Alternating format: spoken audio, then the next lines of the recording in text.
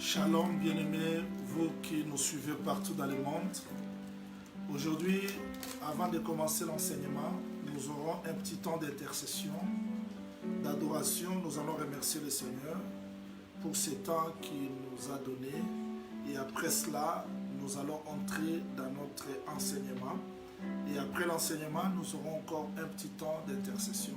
Je donne la place au chantre et nous entrons dans la présence du Seigneur.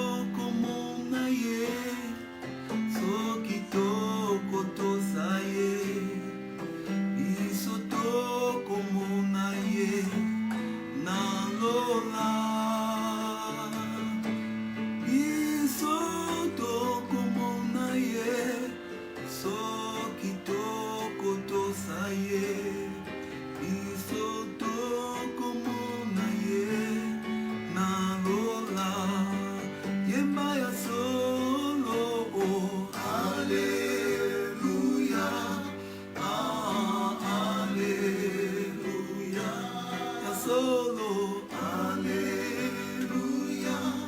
na Yesu, elonga nanga, Alléluia, Alléluia, Alléluia, na Yesu. Merci, merci, je sais que nous aurons le temps de faire l'intercession. Je demande au chantre de nous libérer un peu. Dans quelques minutes, nous allons le rappeler. Et nous aurons le temps de l'intercession, nous aurons le temps de la prière. Et voilà pourquoi on a voulu commencer par remercier le Seigneur. Et ces cantiques, c'était pour nous faire entrer dans la présence du Seigneur. Après ce temps de la prédication, nous aurons le temps d'adoration encore et nous aurons le temps de la prière d'entrer dans la présence du Seigneur. Nous bénissons les bien-aimés qui nous suivent partout dans le monde. Je dis shalom à tous les saints. Je veux que la miséricorde du Seigneur, mort et ressuscité pour nous, lui qui s'est porté, lui qui a porté les fardeaux de nos péchés à la croix de Golgotha, et si nous laisse encore vivants, c'est parce qu'il a préparé beaucoup de choses pour nous. Nous croyons, comme je ne cesse de le dire, nous approcher de Dieu, c'est pour notre bien. Et ce matin, je dis, nous approcher de Dieu, c'est pour notre bien. Ne ratez pas parce que nous aurons beaucoup de temps fort de l'intercession. Nous allons prier pour notre foi. Nous allons prier pour nos problèmes particuliers. Nous allons prier pour les étapes que le monde traverse aujourd'hui. Et cette étape très difficile, nous croyons que le Seigneur ne manquera pas à intervenir, d'autant plus que les saints sont encore sur la terre. Nous continuons notre étude depuis Psaume chapitre 23. J'ai dit qu'aujourd'hui, je vais expliquer la divinité. La divinité du Seigneur Jésus-Christ, bien sûr, dans Psaume chapitre 23. Je commence la lecture à partir du verset 4.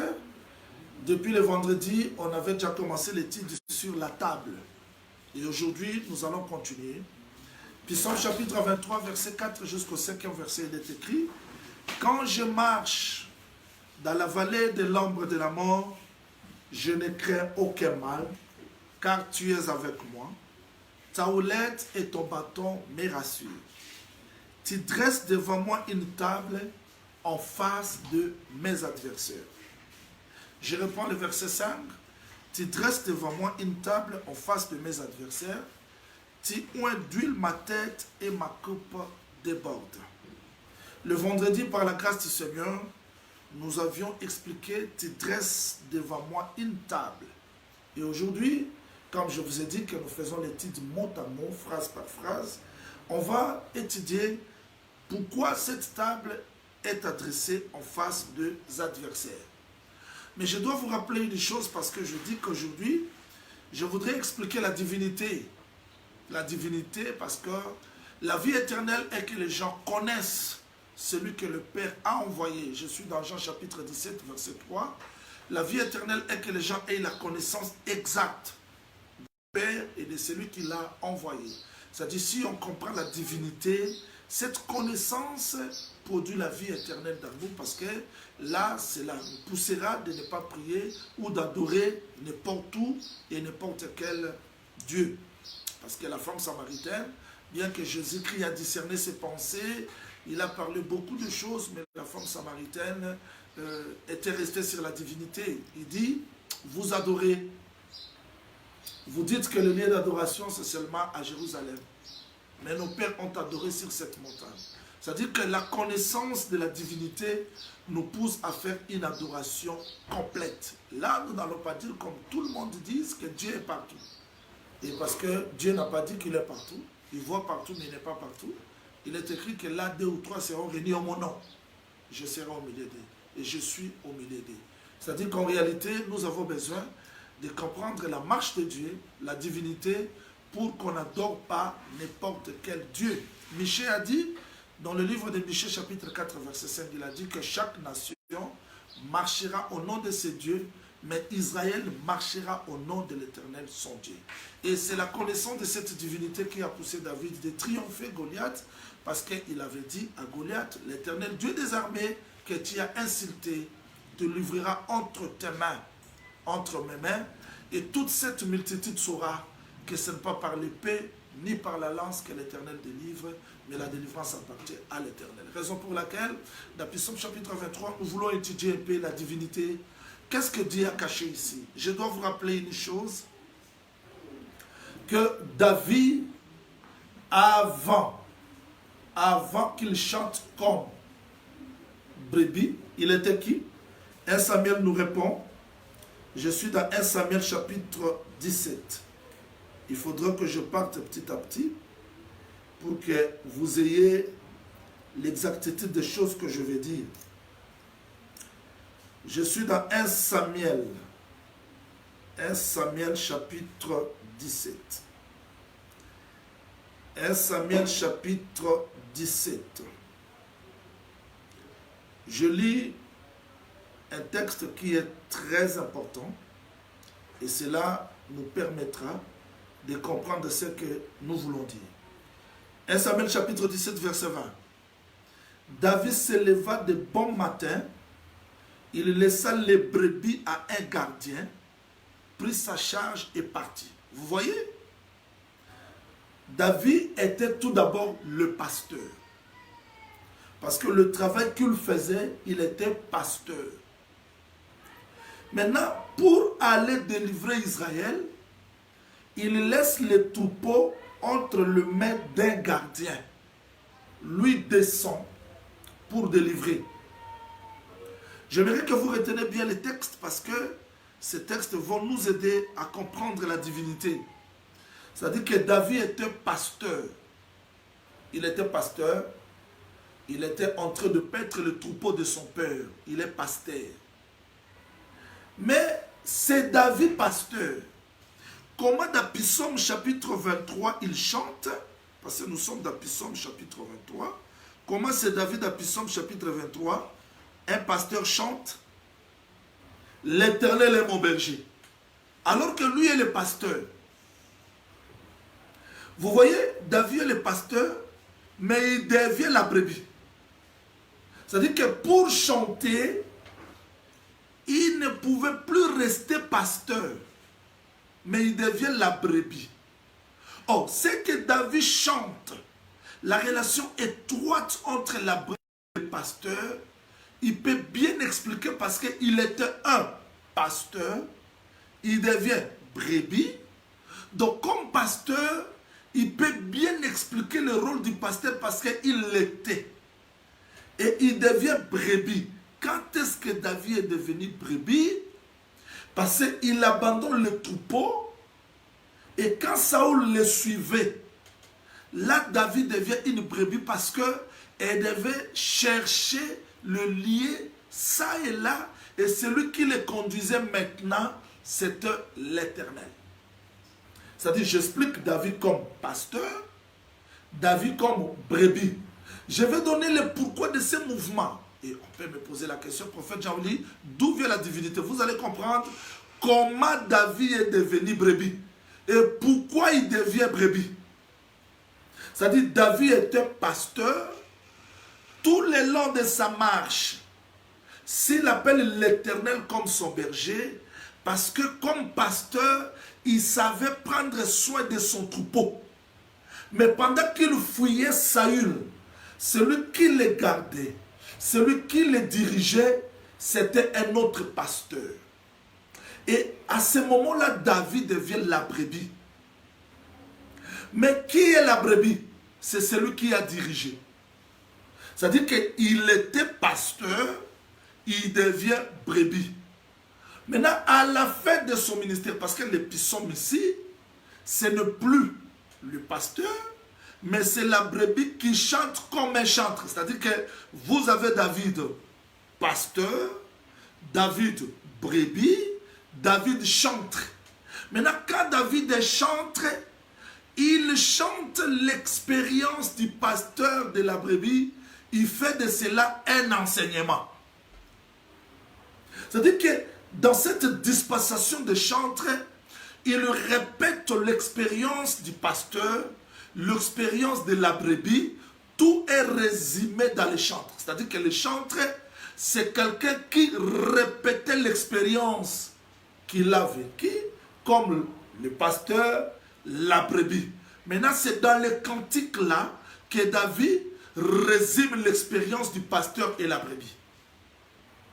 Mais je dois vous expliquer comment pasteur devient la brebis.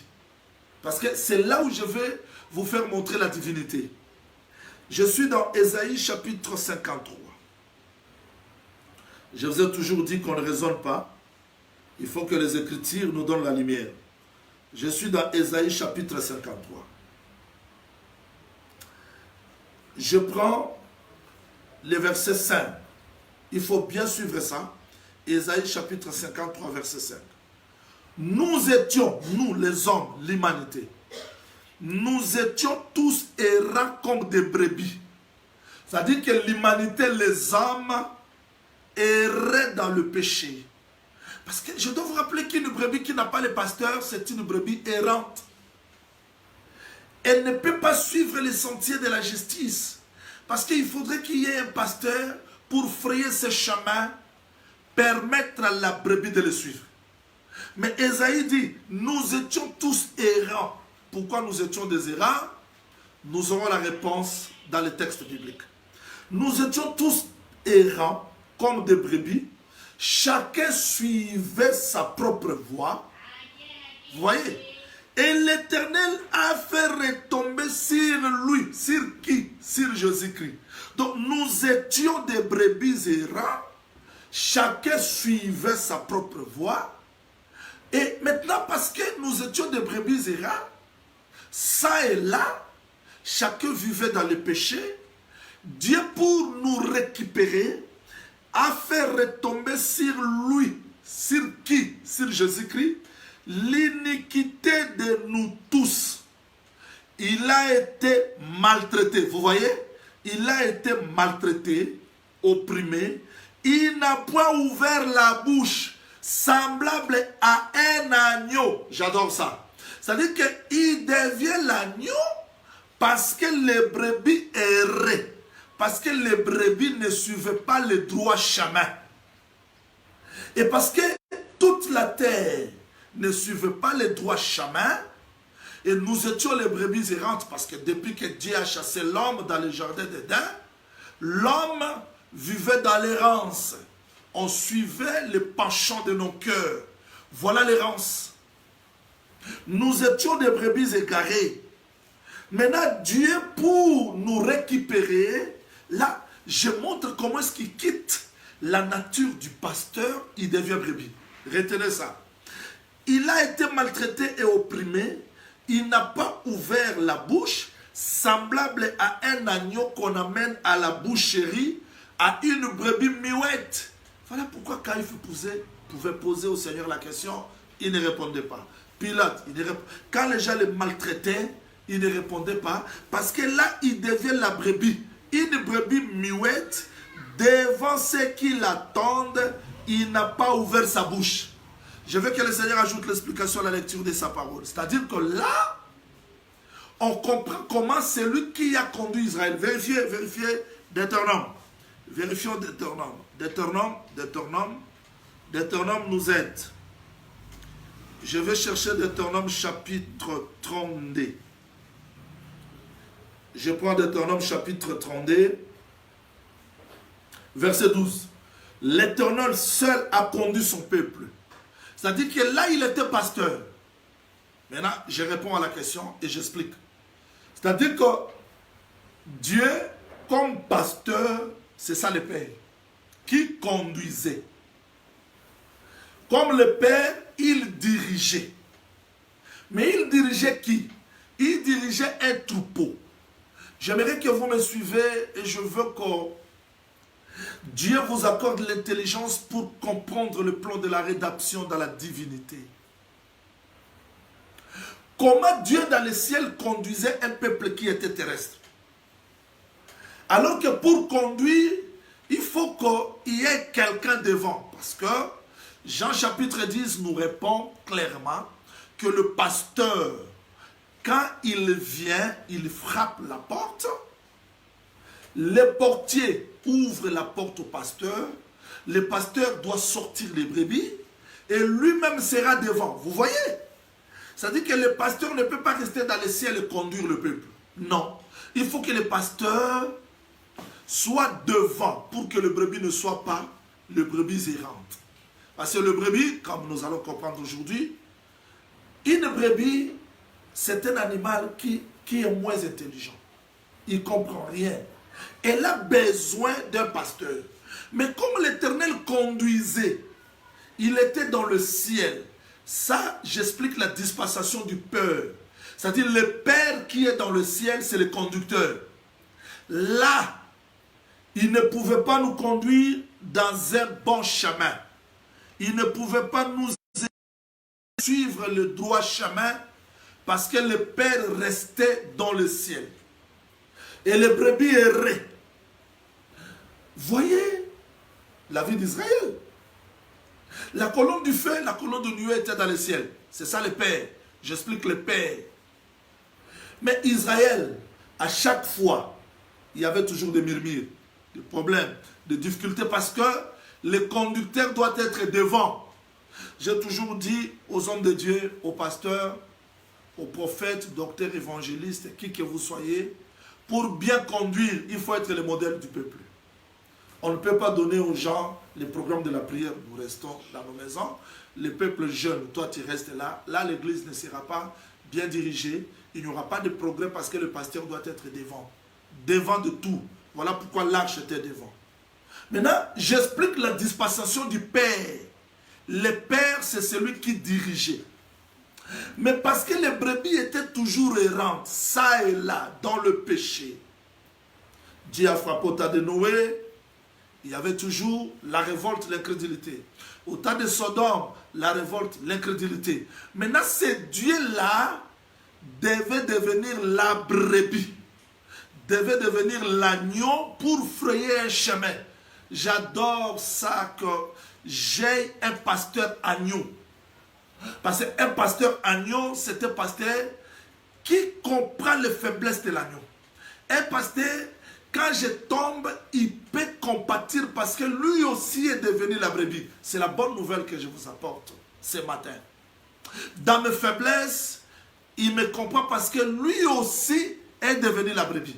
Donc Dieu a fait retomber l'iniquité, le péché sur lui. Maintenant, il devient la brebis. Là, je parle de la dispensation du Fils.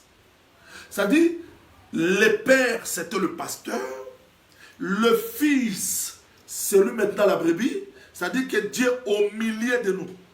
Alors, allons-y vite pour comprendre la divinité. Allons-y vite pour comprendre la divinité. Je vais expliquer un texte très important. Cela nous aidera à comprendre la divinité.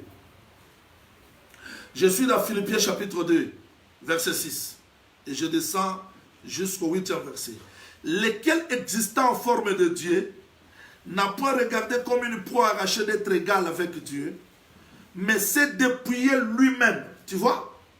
Il s'est dépouillé lui-même en prenant une forme de serviteur. Parce que sur la terre, il n'y avait que des serviteurs. Mais ces serviteurs-là ne pouvaient pas bien servir. C'est alors qu'il est devenu serviteur en prenant une forme de serviteur et devenant semblable aux hommes. Ayant apparu comme un simple homme, il s'est humilié lui-même, se rendant obéissant jusqu'à la mort, même jusqu'à la mort de la croix. C'est-à-dire que là, il devient la brebis. C'est ça le Fils. C'est ça la nature du Fils. Jésus devient la brebis, devient l'agneau. Je ne sais pas si vous comprenez comment est-ce que David était pasteur. Il est devenu l'agneau. C'est-à-dire qu'il était père. Il devient fils. Et quand il devient fils, c'est pour conduire plusieurs fils dans la rédemption. C'est pour conduire plusieurs fils dans le salut. Je rappelle que, peut-être vous ne savez pas, Dieu n'a jamais appelé Moïse son fils. Peut-être vous serez scandalisé. Moïse n'était pas le fils de Dieu. Israël n'était pas le fils de Dieu. Aucun prophète était le fils de Dieu. Ils étaient des serviteurs. Voilà pourquoi Hébreu dit que Moïse était serviteur dans la maison. Mais quand le fils est venu, vous voyez la différence? C'est-à-dire que Jésus-Christ, c'est le fils. Il devient maintenant l'héritier de la maison. Mais Moïse n'était pas l'héritier parce qu'il n'était pas fils. Mais pourquoi Jésus-Christ devient fils? C'est pour que par lui, nous devenons les fils par adoption. C'est-à-dire que lui, Jésus-Christ devient l'agneau, il devient la brebis pour frayer le chemin. Voilà pourquoi nous l'appelons fils. Mais celui que nous appelons fils, c'est celui qui a conduit comme le Père. Jean chapitre 16, verset 13. Vérifions ça. Vérifions ce texte, ça va nous aider. Avant qu'on prie, on a besoin d'écouter. Jean chapitre 16. Jean chapitre 16. Je commence la lecture à partir du verset 12 et je descends. J'ai encore beaucoup de choses à vous dire, mais vous ne pouvez pas les supporter maintenant. Mais quand le consolateur sera venu, l'Esprit de vérité, il vous conduira. Très important. Donc celui qui a conduit comme le Père, il devient l'agneau. Maintenant, il va conduire cette fois-ci comme l'Esprit. Voilà pourquoi le texte dit, quand le consolateur sera venu, l'Esprit de vérité, il vous conduira dans toute la vérité. C'est-à-dire que le Saint-Esprit, c'est une autre forme de ce même pasteur-là. Mais qu'est-ce que le Saint-Esprit fera? Le texte dit, il va vous annoncer tout. Il va me glorifier. Il prendra tout ce qui est à moi et vous l'annoncera. Tout ce que le Père a est à moi. Remarquez s'il vous plaît. Dans Luc chapitre 24, quand vous commencez par le verset 21,40 jusqu'au 45e verset, quand Jésus-Christ ressuscite, voilà les cantiques. Voilà comment est-ce qu'il devient le chantre.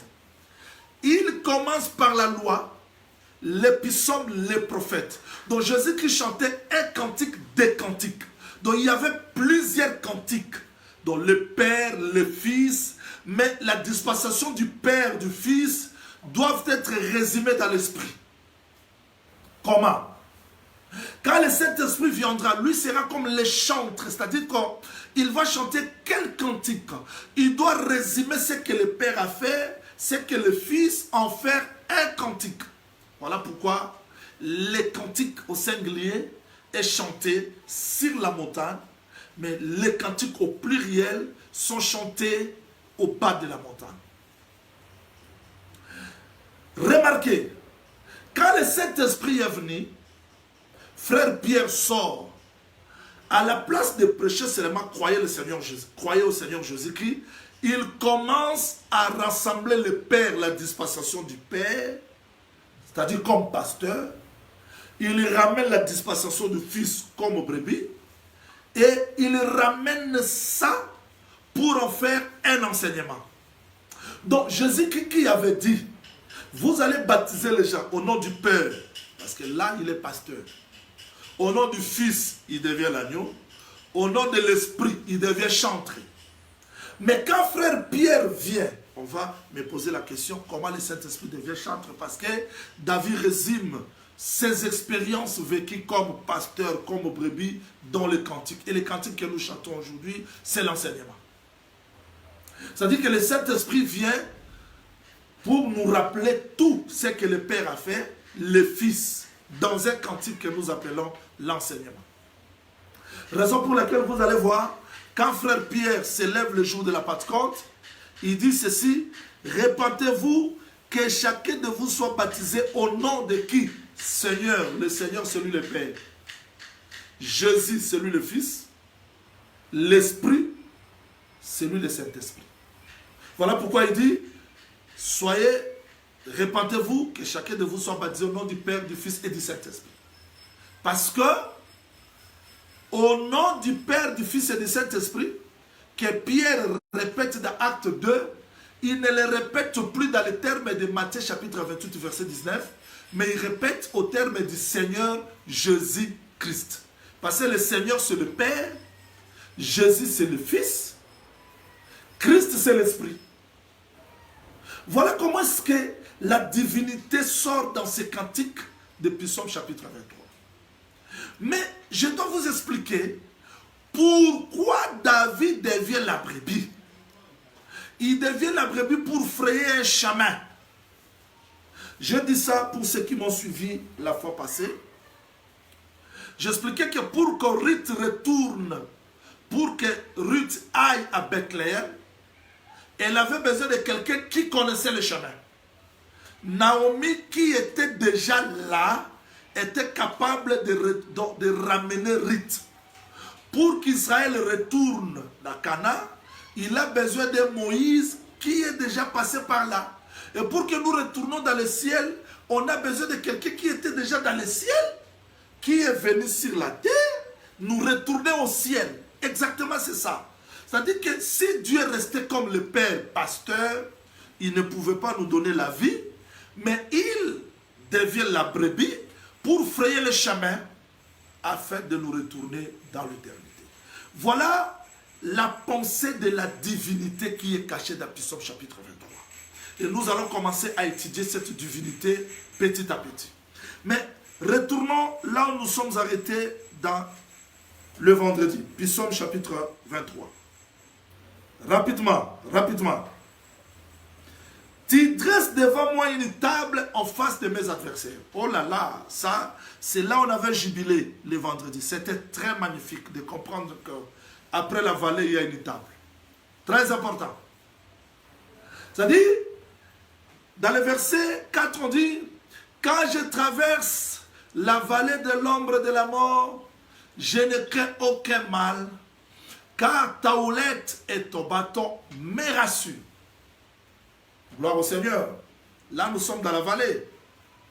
Mais quand on sort de la vallée, David dit, tu dresses devant moi une table. Qui dresse la table? C'est le pasteur.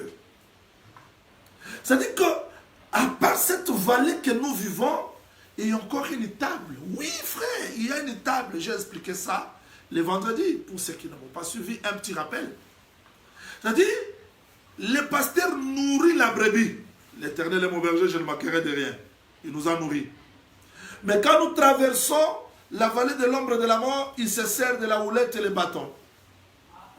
Mais après avoir traversé la vallée de l'ombre de la mort, de l'autre côté, il y a encore une table. Voilà pourquoi je vous ai dit, les souffrances de temps présent ne sauront jamais être comparées à la gloire à venir. À part les souffrances que nous endurons, mais nous croyons qu'il y a une table qui nous attend de l'autre côté. Donc pour que nous mangions sur cette table, on doit traverser la vallée.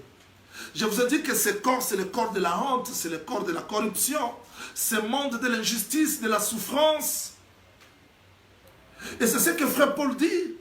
Si nous avons reçu le Seigneur Jésus-Christ seulement pour cette vie, nous sommes le plus malheureux. Mangeons, buvons, car demain nous allons mourir. Mais nous croyons qu'au-delà de la vallée, il y a une table qui nous attend. Et cette table-là, c'est le repos. Voilà pourquoi j'ai dit le vendredi et ceux qui sont appelés au festin. Oui, mon frère, ma soeur, toi qui souffres, il y a une table qui nous attend. Souvenez-vous de la maison d'Israël. Parce que, comme le frère Paul l'a dit dans 1 Corinthiens chapitre 10, verset 7, ces choses leur sont arrivées pour nous servir de type, d'exemple. Dieu a nourri Israël en Égypte par la brebis. Parce que c'est l'agneau qui devait frayer le chemin. Il a dit, Exode chapitre 3, verset 8 jusqu'au 10e verset, il dit, je vis, j'ai attendu, je suis descendu, mais ce Dieu-là est descendu comment? Il devient comme l'agneau.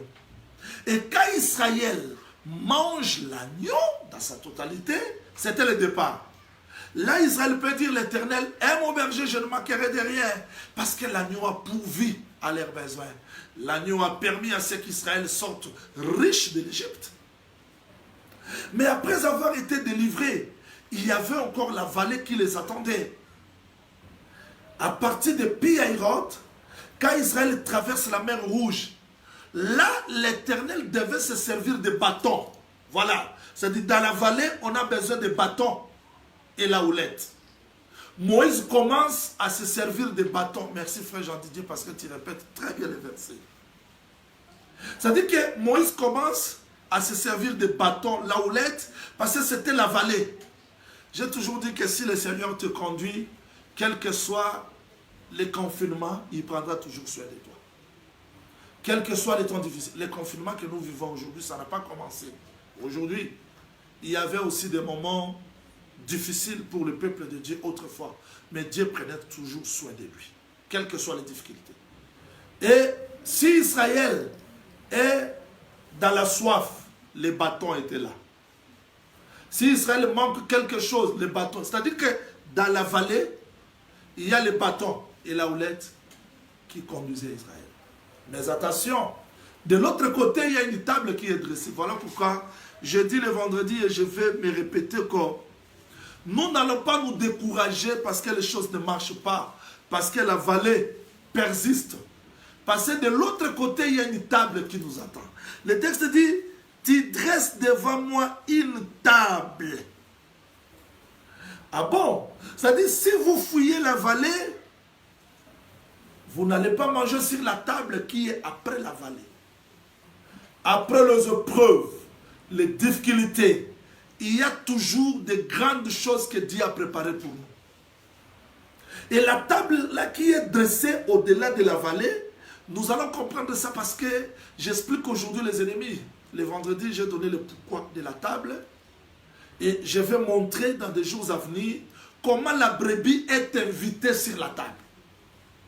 Parce qu'il dit, David dit, tu huiles ma tête. Pourquoi l'huile? Pourquoi l'huile n'était pas donnée avant d'entrer dans la vallée? Il y a beaucoup de choses que Dieu prépare pour nous.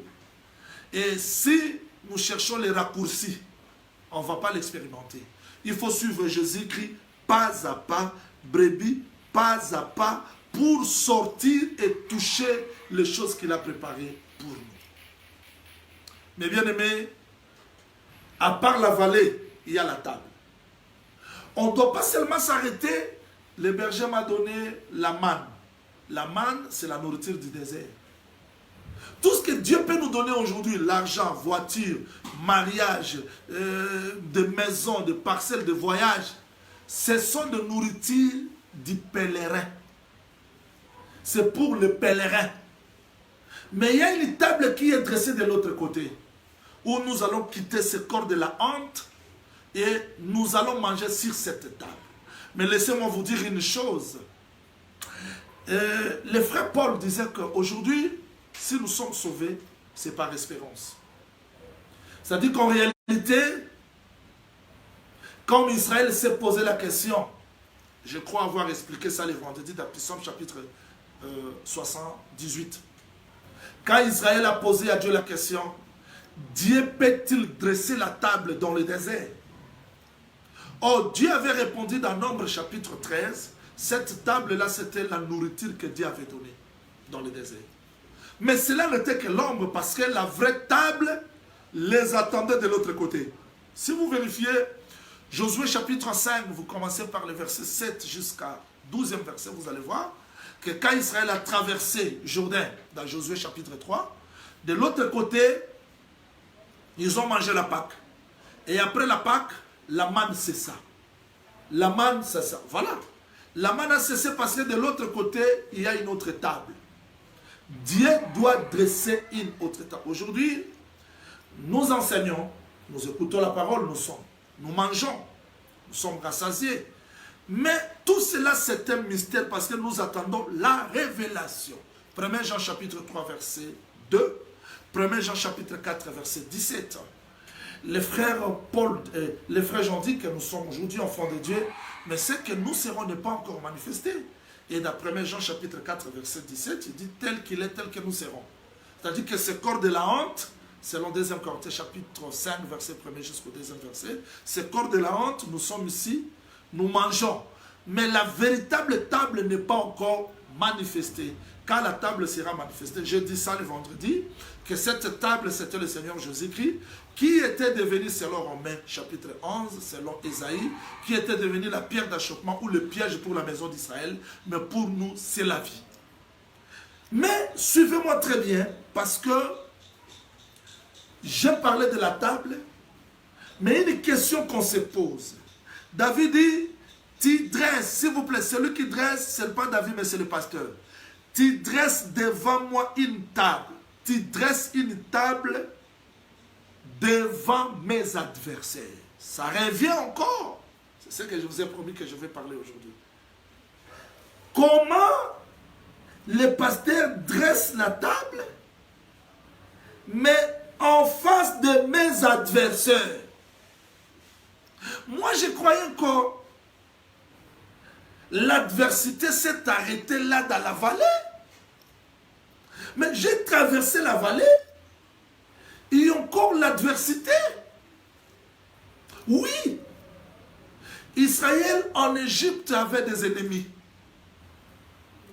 Les ennemis en Égypte, c'était Pharaon, Genèse, Jambres.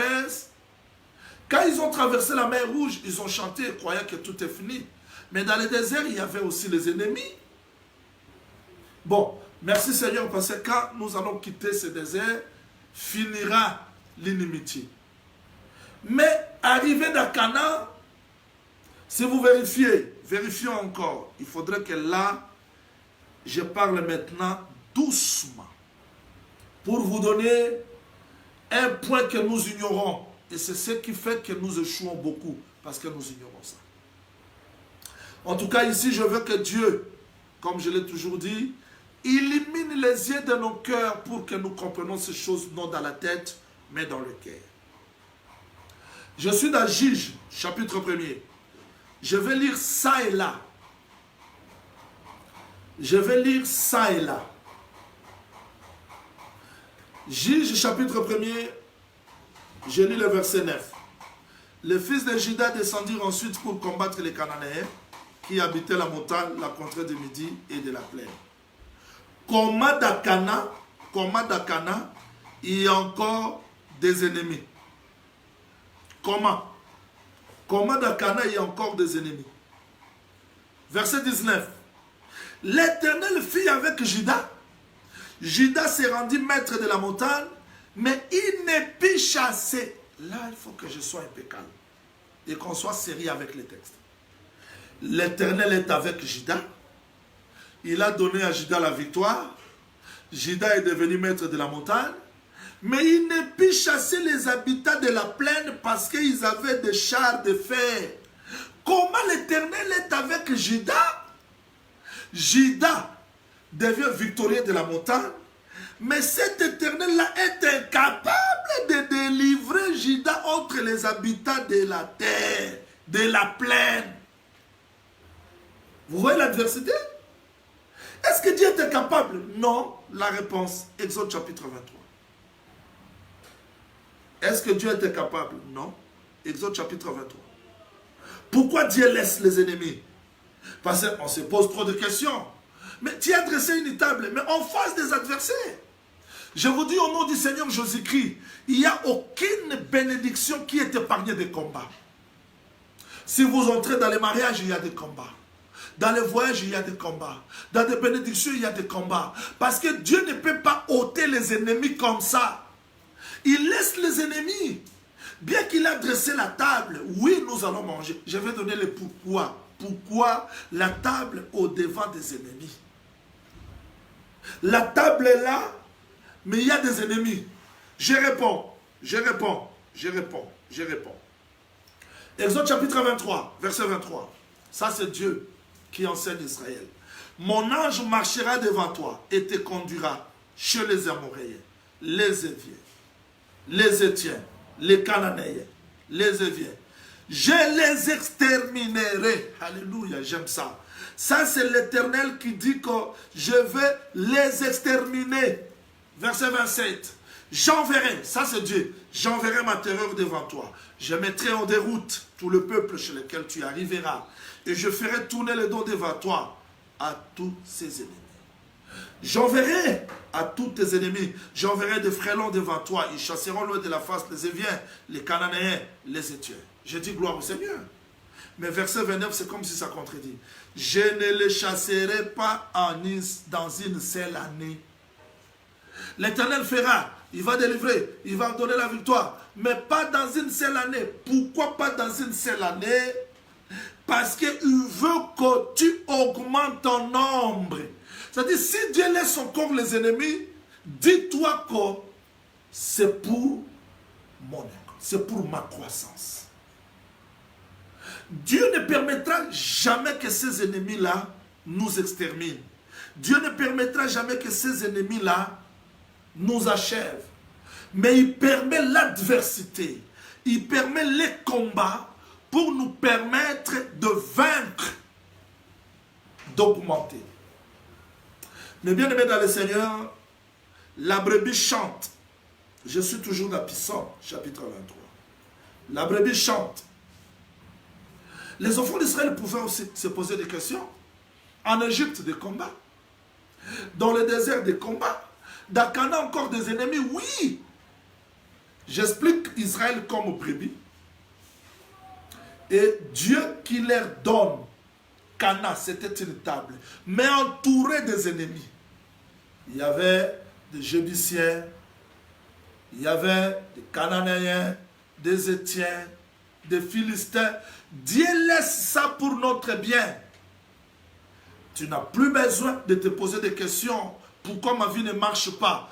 Il y a ce que Dieu fait, mais il y a aussi ce que Dieu te laisse de faire. Donc tu dois affronter les ennemis. Et je vous dis au nom du Seigneur Jésus-Christ, tant que l'homme vit sur la terre, il n'y a aucune bénédiction qui est épargnée des ennemis. Christ dit, vous aurez les centuples, mais dans la persécution. Raison pour laquelle, il dit, tu dresses devant moi une table en face de mes adversaires. Les adversaires sont là. Merci frère Jean-Didier, c'est ça le verset. Vraiment que Dieu te bénisse. C'est-à-dire que les adversaires doivent être là. Là, tu ne peux pas les chasser. Les adversaires doivent être là pour te permettre de croître, d'avancer. Éphésiens chapitre 6, verset 10 jusqu'au 17e verset. Je l'ai toujours dit parce que quand je parlais de la loi de la guerre, je parlais de différentes sortes des ennemis. On doit comprendre. Ça, c'est très important. Si on comprend mal les ennemis, on va les combattre mal. Un petit rappel. David regarde Goliath, mais il a compris que cet ennemi se diffère des lions et des loups. Il a combattu Goliath différemment du combat qu'il avait eu avec ours et les lions. Il dit, quand le lion m'a attaqué par la gueule, quand l'ours m'attaquait par des pattes, tu vois, David a compris que le lion attaque par la gueule. Je dois faire quoi? L'ours attaque par les pattes. Je dois faire quoi? Mais ce Goliath ici vient avec l'épée. Je dois faire quoi? C'est-à-dire, nous échouons, c'est parce que nous ignorons les ennemis qui sont en face de nous. Quand vous examinez Psaume chapitre 23, vous allez voir que dans la vallée, il dit, je ne crains aucun mal. Donc dans la vallée, il y avait le mal. L'Éternel est mon berger, je ne manquerai de rien. Il me conduit dans les verts pâtirages. Il me dirige dans les eaux paisibles. Il restaure mon âme. Il me conduit dans les sentiers de la justice. Quand je marche dans la vallée de l'ombre de la mort, je ne crains aucun mal. Voyez les différentes sortes d'adversaires. C'est-à-dire que Dieu, comme le pasteur, connaît que la brebis a plusieurs adversaires. Mais parce qu'il est là, il doit nous aider à marcher pas à pas jusqu'à triompher, jusqu'à vaincre. Mais retenez ceci, il y a trop d'adversaires dans notre vie. Le premier ennemi, c'est la chair que nous portons. Nos émotions, nos sentiments. Parce que je vous ai dit et je veux me répéter qu'une brebis qui se dirige seule va s'égarer. 1 Pierre chapitre 2. J'avais dit que nous aurons la réponse. 1 Pierre chapitre 2 nous répond. 1 Pierre chapitre 2 verset 25. Voilà. 1 Pierre chapitre 2 verset 25. Commençons par le verset 24 pour la meilleure compréhension. 1 Pierre 2, 24, 25. Mais le verset qui nous intéresse plus, c'est le verset 25. Lui qui a porté lui-même nos péchés en son corps sur le bois, afin que mort au péché, nous vivons par la justice. Lui par le maîtrissure duquel vous avez été guéris. Vous voyez le pasteur et la brebis? Car vous étiez comme des brebis errantes. Mais maintenant, vous êtes retourné vers les pasteurs. J'aimerais que vous voyez cette position. Nous étions des brebis errantes. Chacun vivait sa vie du péché, de l'adultère, de l'impudicité, de l'immoralité, de quoi que ce soit. Mais maintenant, vous êtes retournés. Qu'est-ce qui nous a retournés? C'est l'enseignement. Vers le pasteur et le gardien de vos âmes. C'est-à-dire que celui qui retourne vers le pasteur, il ne se dirige plus seul.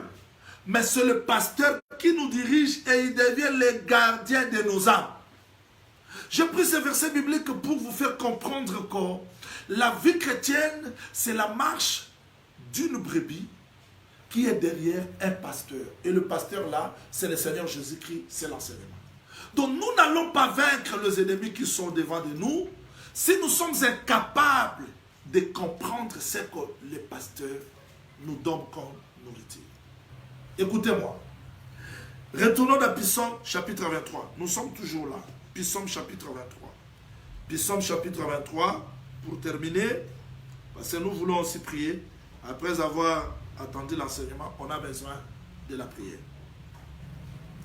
Tu dresses devant moi une table en face de mes adversaires. Permettez-moi de vous expliquer une chose très simple, bien que j'avais frôlé ça.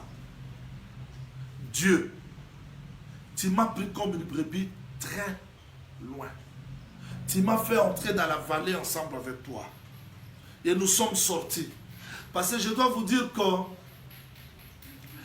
la vallée que j'explique, vérifions avant que je retourne dans Psaume. Vérifions la vallée. Vous allez voir comment est-ce qu'on a traversé la vallée avec Jésus-Christ. Vous allez voir comment est-ce qu'on a traversé la vallée avec Jésus-Christ. Romains chapitre 7, verset 4. Et nous descendons jusqu'au verset 6. De même, mes frères, vous aussi, vous avez été par le corps de Christ mis à mort. Vous voyez? Donc, quand Christ meurt à la croix, nous étions mis à mort avec lui. Car lorsque nous étions dans la chair, les passions de péché provoquées par la loi agissaient dans nos membres de sorte que nous portons des fruits pour la mort. Mais maintenant, nous avons été dégagés de la loi, étant morts. Où est-ce que nous sommes morts? Donc, Christ est mort à la croix. Nous aussi, nous sommes morts avec lui.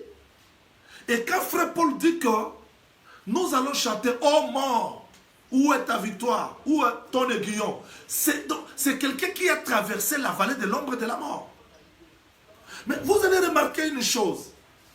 Comment Dieu dresse la table, mais en face des ennemis. Pourquoi? J'ai déjà répondu et je continue à répondre. C'est pour nous permettre de croître. Je dis à ma soeur, mon frère qui me suit, ne fouillez pas les épreuves. Ne te pose pas de questions pourquoi ces épreuves demeurent. Pourquoi j'ai jeûné, j'ai prié, il n'y a pas de changement. Reste là. Si l'Éternel a dressé la table devant toi, les ennemis aussi sont là. Et tu ne vas pas fuir les ennemis. Tu dois les affronter. Comment Genèse, vérifiez un texte que j'ai frôlé ça le vendredi. Comment dans Genèse chapitre 13, nous pouvons voir cette chose. 12 plutôt. Commençons par le premier verset et jusqu'au deuxième. L'Éternel dit à Abraham, va-t'en de ton pays, de ta patrie, de la maison de ton père, dans le pays que je te montrerai. Je ferai de toi une grande nation. Je te bénirai. Je rendrai ton nom gras. Tu seras une source de bénédiction. Je bénirai ceux qui te béniront. Je maudirai ceux qui te maudiront. Et toutes les familles de la terre seront bénies. Oh, merci Seigneur. Ça, c'est la promesse, non? Abraham, comme une brebis, doit aller pour palper. Parce que dans la table, si Dieu dresse la table, c'est-à-dire il y a la nourriture. J'ai expliqué ça le vendredi. C'est là où on doit manger. Parce qu'on a traversé la vallée, On est maintenant invité à la table. J'expliquerai ça. Comment la brebis, après la vallée, est invitée. Nous sommes invités à la table. Mais curieusement, on regarde encore, il y a des ennemis. C'est là où nous abandonnons. C'est là où nous échouons. Dieu a besoin de tester notre foi. Dieu a besoin que nous expérimentons sa grâce d'une manière ou d'une autre. Voilà pourquoi les ennemis sont là. Abraham part. Vérifions. Vous allez voir. Abraham partit comme l'Éternel le lui avait dit. Non comme un homme. Verset 6. Abraham parcourut le pays jusqu'au lieu nommé Sichem, jusqu'au chêne de Morée. Les Cananéens étaient alors dans le pays. Maintenant on se pose des questions. Seigneur, tu m'as dit, va, tout ira bien, tu seras béni. Mais Abraham, encore les Cananéens. Et le texte dit qu'Abraham n'avait pas un lieu où poser ses plats de pied parce qu'il vivait comme un pèlerin, un voyageur, mais dans les lieux que Dieu lui a promis. Je ne sais pas si vous comprenez ce message. Comment il y a la table, mais des ennemis encore. Oh, merci Seigneur. C'est dans le lieu qu'Abraham voit les Cananéens comme les ennemis. L'Éternel ne comprend rien, mais l'Éternel est là. Ne craignez rien. Même si les choses ne marchent pas, ne craignez rien. Même si tu vois les ennemis, n'abandonne jamais. Reste là. Parce que ces ennemis que vous voyez, si vous restez dans la présence du Seigneur, demain, vous n'allez plus les revoir. Je prie cette partie de l'exhortation. C'est pour nous faire comprendre que ce psaume 23 que nous étudions n'aura jamais sa signification dans nous si nous ne nous conduisons pas comme la brebis. Je dois vous dire que la brebis n'est pas intelligente. La brebis ne comprend rien, ne voit pas les chemins. Est-ce que nous pouvons réaliser que sur cette terre que nous vivons, il y a trop d'inimitié? Là où on ne voit pas les ennemis, Dieu peut susciter les ennemis. Nous avons les ennemis dans nos familles, dans nos maisons, dans le lieu du travail. Partout où nous allons, nous avons des ennemis. Mais si nous ne nous abandonnons pas comme la brebis, nous n'allons pas nous en sortir. Je dis aux gens qui ont peur de ces confinements, qui se posent trop de questions, confinement, ne craignez rien. Avant que ce confinement arrive, le Seigneur connaissait. Avant qu'Israël affronte la mer Rouge, Dieu connaissait, voilà pourquoi il avait déjà mis un chemin dans la mer Rouge. Avant que les épreuves nous arrivent, avant que les difficultés nous atteignent, Dieu connaissait tout. Ne craignez pas les ennemis. Même si en face de vous, il y a des ennemis, je dis que ces ennemis-là, ce n'est pas à côté, mais en face. Tu dresses devant moi une table, mais en face de mes adversaires. C'est-à-dire que l'adversité est en face, ça te voit comme ça. Tu ne peux pas fuir. Je dis, j'invite déjà les chantres parce que nous voulons prier. J'invite déjà les chantres. Je dis qu'en réalité, devant les épreuves et les difficultés, ne craignez rien. N'ayez peur de rien. Ne craignez rien parce que si Dieu laisse les adversaires, il est capable de t'accorder la force pour t'en sortir. Je veux que ce message vous fortifie.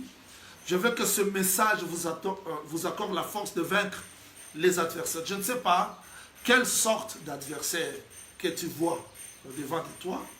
Je ne sais pas si c'est le célibat, les difficultés, le manque du travail, la maladie, quoi que ce soit, je ne sais pas.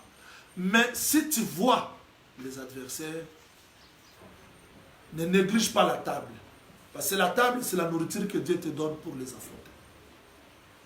Donc Dieu nous donne la nourriture, la parole, pour nous permettre d'affronter les adversaires. Et je veux que cette parole t'accorde la force d'affronter les adversaires. Quelle que soit l'adversité, mais parce que la parole est là, nous allons vaincre. Nous entrons dans la présence du Seigneur, nous voulons prier. Nous allons prier pour cette parole Après ces cantiques, nous allons prier. Nous allons prier pour que le Seigneur nous accorde la force, que Dieu nous accorde la force de vaincre les adversaires qui sont au-devant de nous. Après ces cantiques, nous allons prier. Alléluia.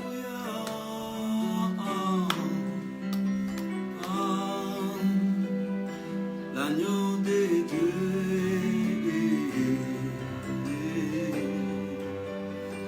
L'agneau immolé. Jésus. Oh, nous t'adorons, Seigneur. Seigneur, dans nos cœurs. Oh, alléluia et alléluia.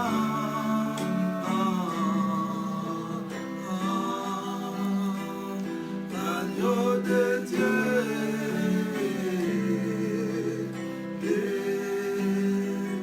L'agneau immolé.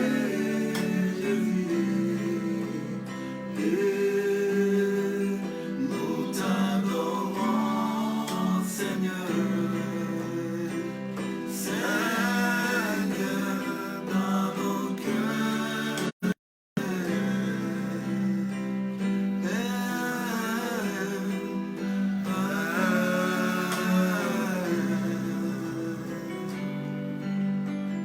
Yohane akolakisa Yesu. Mwana na mpate na Nzambe. Molongoli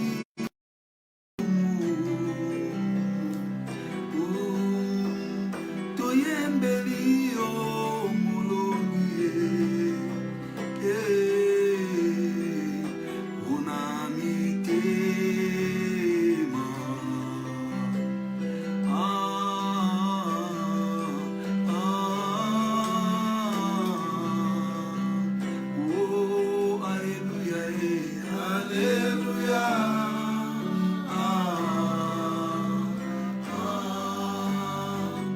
L'agneau de Dieu,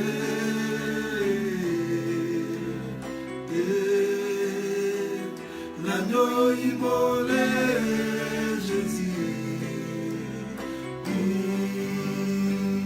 Nous t'adorons, Seigneur, Seigneur, dans nos cœurs.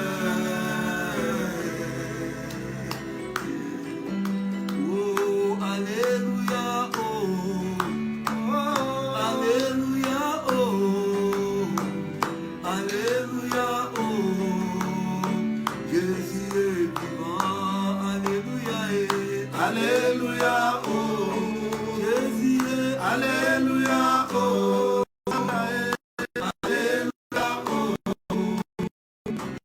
Jésus est vivant, m'a donné l'autorité, c'est tout,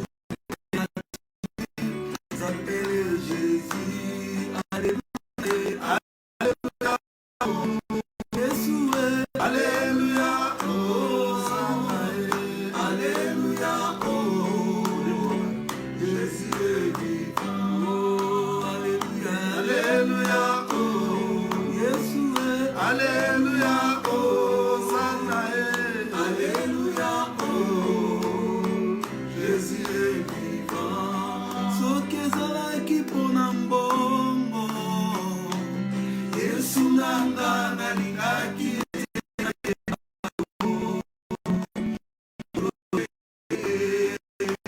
ezalaka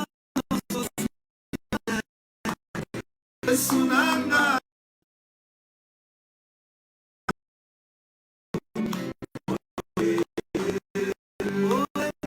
ya bambo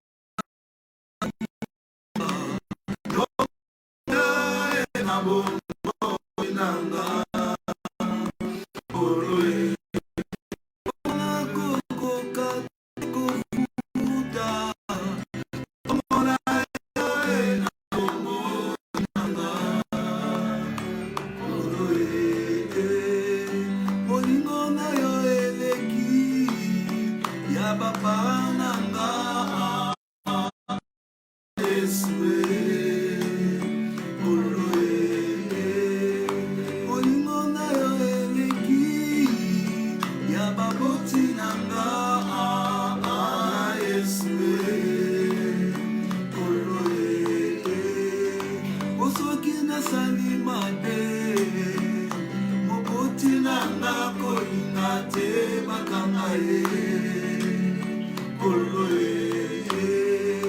ye moto aliboso akoloba nanga quelle façon individuelle kolo kasi yo Yesu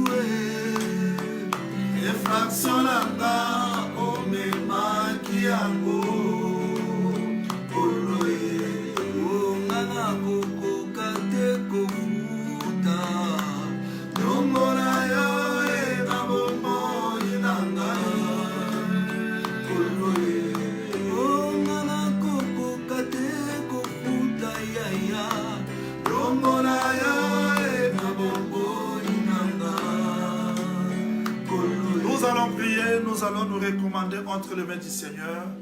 Que Dieu soit réellement le pasteur de nos vies. Que Dieu, que nous soyons réellement des brebis. Il y a des fois, nous craignons les ennemis. Il y a des fois, nous craignons les combats. Il y a des fois, on se décourage. On manque de prière. Mais nous voulons, Seigneur, nous fortifier. Que Dieu nous accorde la force de vaincre les ennemis qui sont devant de nous. Au nom du Seigneur Jésus-Christ, prions le Seigneur.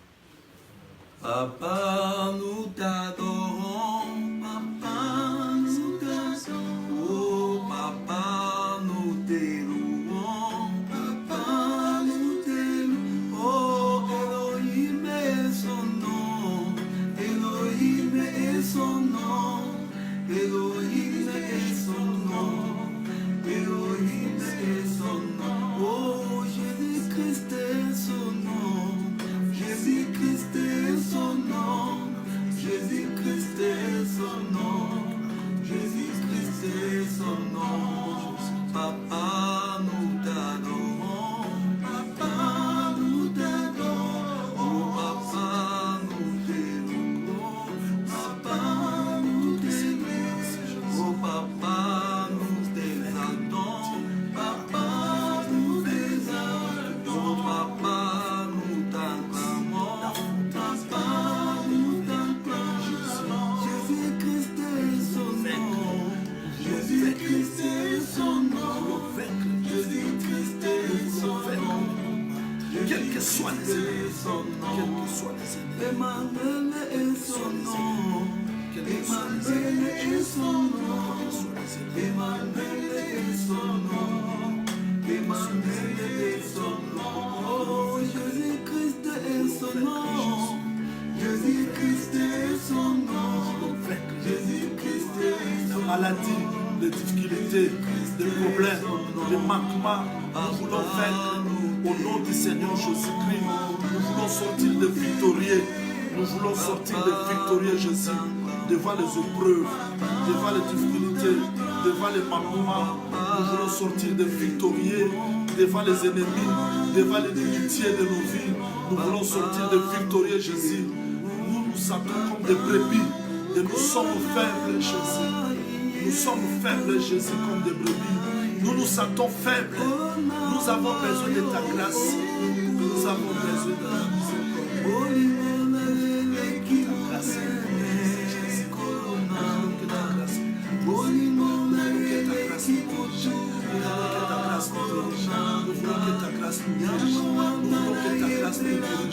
Oui, Jésus-Christ, ta grâce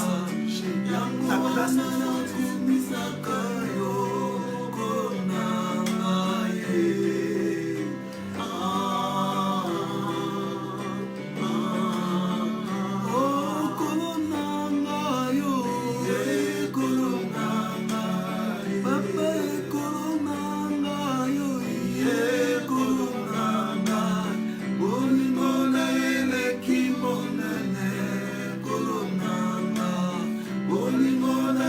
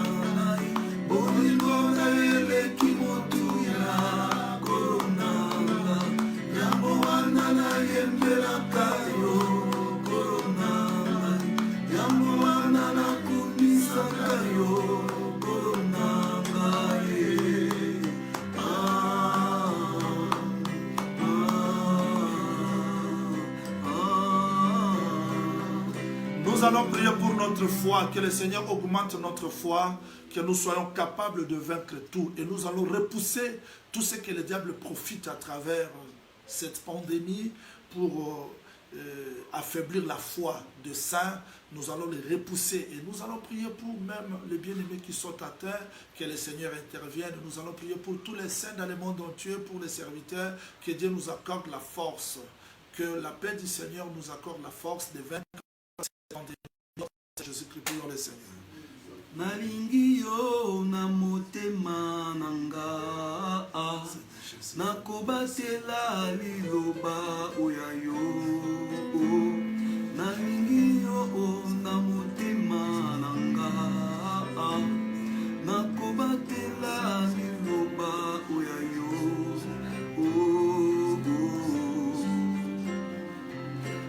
nalingi yo na motema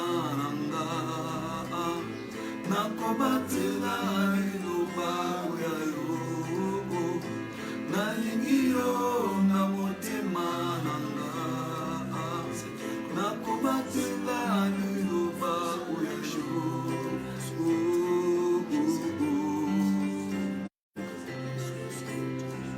mwana nzambe atelemelaka te mongongo na nzambe lokola papa bala yama eyatika mezokotami eyakendeki kanana mpona kotosa nzambe nalingi yo na motema nanga nakobatela liloba oyayo nalingi yo na motema nanga nakobatela liloba oyayo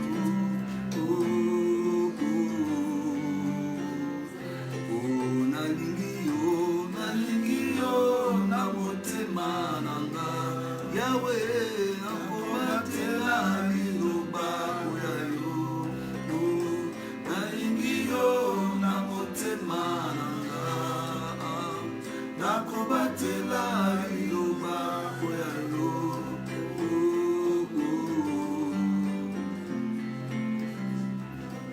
nazali kati ya libanga lokola dama bato bakosalanga konini lisuni na ngai nzambe nalingi yo na motema nanga Augmentation de foi et de force, de capacité. Et nous repoussons tout ce qui est de nous.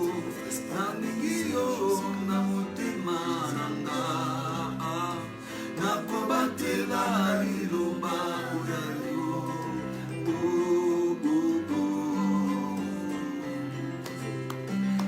likolo pese kombo te oyepesaka lobiko bobele kombo na Yesu nalingi yo na motema nanga nakobatela liloba oyayo nalingi yo na motema nanga nakobatela liloba oyayo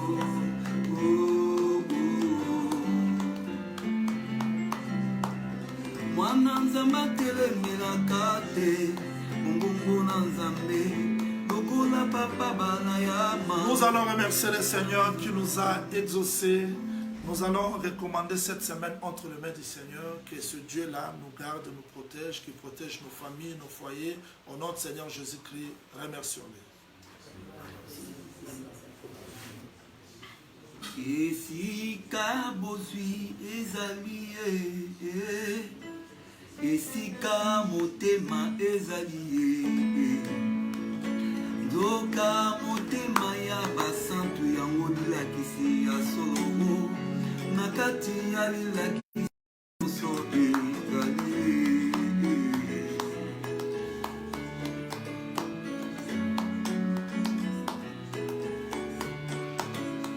esika bozwi ezali esika motema ezali ndoka motema ya basantu yango lilakisi ya solo na kati ya lilakisi nyonso mama nazwi ebozwi ya